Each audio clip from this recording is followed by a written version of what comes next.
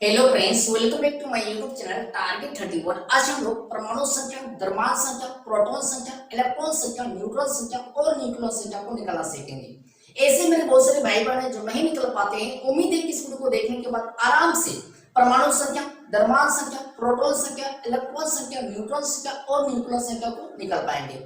इसलिए आप लोग वीडियो को स्किप ना करें, चलिए को स्टार्ट करते हैं। तो वीडियो स्टार्ट करने से पहले कुछ छोटे बेसिक को सीखेंगे, इसके बाद आगे देखेंगे। तो हमने हेडिंग में क्या लिख रखे हैं कि किसी भी तत्वों का परमाणु संख्या, द्रव्यमान संख्या, प्रोटॉन संख्या, न्यूट्रॉन संख्या, इलेक्ट्रॉन संख्या और न्यूक्लियस संख्या निकालेंगे। तो निकालने से पहले हम किसको किससे सूचित किया जाता है, पहले हम वो जान लेते हैं, इसके बाद आगे देखेंगे। तो हमने क्या लिख रहे हैं कि परमाणु क्रमांक या परमाणु संख्या दोनों को जेड से सूचित किया जाता है, दोनों को जेड से सूचित किया जाता है। अब क्या है प्रोटॉन, प्रोटॉन को पी से सूचित किया जाता है और न्यूट्रॉन, तो न्यूट्रॉन को स्मॉल एन से सूचित किया जाता है और इलेक्ट्रॉन को स्मॉल ई से सूचित किया जाता है। परमाणु भार या द्रव्यमान संख्या या न्यूक्लियस तीनों एक ही जैसा है और तीनों को कैपिटल ए से सूचित किया जाता है, तीनों को कैपिटल ए से सूचित किया जाता है। अगर हमको न्यूट्रॉन निकालना हो तो परमाणु भार माइनस परमाणु संख्या, इसलिए हम निकालेंगे कि n बराबर a माइनस जेड। a का मतलब न्यूट्रॉन, a का मतलब परमाणु भार और z का मतलब परमाणु संख्या। अगर हमको न्यूक्लियन निकालना हो तो न्यूक्लियन बराबर क्या होता है p प्लस n। p का मतलब प्रोटॉन की संख्या और n का मतलब न्यूट्रॉन की संख्या।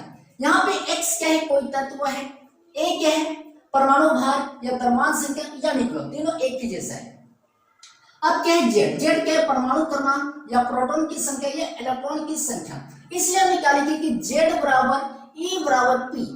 जेड का मतलब परमाणु संख्या, ई का मतलब इलेक्ट्रॉन की संख्या और पी का मतलब प्रोटॉन की संख्या। ये तीनों आपस में क्या होता है, बराबर होता है। अब चलिए देखते हैं, एग्जाम्पल के माध्यम से समझते हैं। मान लीजिए कि कार्बन, मान लीजिए कार्बन परमाणु संख्या 6, द्रव्यमान संख्या 12। क्या है परमाणु संख्या, तो परमाणु संख्या क्या है 6 है, 6 लिखिए। अब क्या है द्रव्यमान संख्या, तो द्रव्यमान संख्या क्या है 12 है, 12 लिखिए। अब क्या है प्रोटॉन की संख्या, तो प्रोटॉन किसके बराबर है, प्रोटॉन किसके बराबर है, परमाणु संख्या के बराबर है।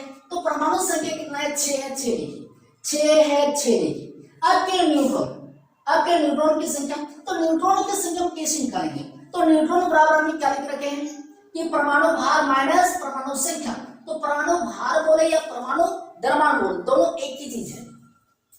तो परमाणु द्रव्यमान कितना है, ए 12 है, 12 लिखिए माइनस। अब के परमाणु संख्या, तो परमाणु संख्या क्या है 6 है, 6 लिखिए।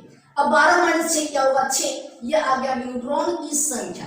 अब इलेक्ट्रॉन की संख्या हम कैसे निकालेंगे, तो इलेक्ट्रॉन किसके बराबर है, परमाणु संख्या के बराबर है। तो परमाणु संख्या क्या है 6 है, 6 लिखिए। अब क्या है न्यूक्लियन, तो न्यूक्लियन हम कैसे निकालेंगे, तो न्यूक्लियन बराबर क्या है प्रोटॉन की संख्या प्लस न्यूट्रॉन की संख्या। तो प्रोटॉन की संख्या कितना निकला 6, 6 लिखिए प्लस अब क्या है न्यूट्रॉन की संख्या, तो न्यूट्रॉन की संख्या कितना निकला 6, तो 6 प्लस 6 क्या होगा 12, ये आ गया न्यूट्रॉन की संख्या।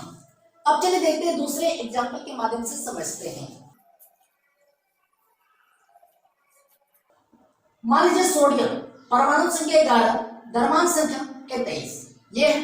तो परमाणु संख्या क्या है 11 है, 11 लिखिए। अब क्या है द्रव्यमान संख्या, तो द्रव्यमान संख्या क्या है 23 से 23 लिखिए, 23 से 23 लिखिए। अब क्या है प्रोटॉन की संख्या, तो प्रोटॉन किसके बराबर है, प्रोटॉन किसके बराबर है, परमाणु संख्या के बराबर है। तो परमाणु संख्या क्या है 11 है, 11 लिखिए। अब क्या है न्यूट्रॉन की संख्या, तो न्यूट्रॉन बराबर क्या होता है परमाणु भार माइनस परमाणु संख्या।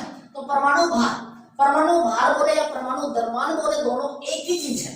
तो परमाणु द्रव्यमान कितना है 23 से 23 लिखिए माइनस अब क्या है परमाणु संख्या, तो परमाणु संख्या क्या है 11 है, 11 लिखिए। अब 23 माइनस 11 क्या होगा, ये 12 होगा, 12 लिखिए।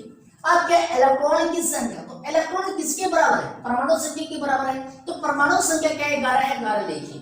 अब क्या है न्यूक्लियन की संख्या, अब क्या है न्यूक्लियन की संख्या, तो न्यूक्लियन बराबर क्या होता है प्रोटॉन की संख्या प्लस न्यूट्रॉन की संख्या। तो प्रोटॉन की संख्या कितना निकला 11, 11 लिखिए प्लस अब क्या है न्यूट्रॉन की संख्या, तो न्यूट्रॉन की संख्या कितना निकला 12, 12 लिखिए।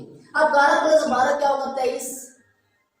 इस तरह से हम सोडियम का परमाणु संख्या, द्रव्यमान संख्या, प्रोटॉन की संख्या, न्यूट्रॉन की संख्या, इलेक्ट्रॉन की संख्या और न्यूक्लियन की संख्या निकालें।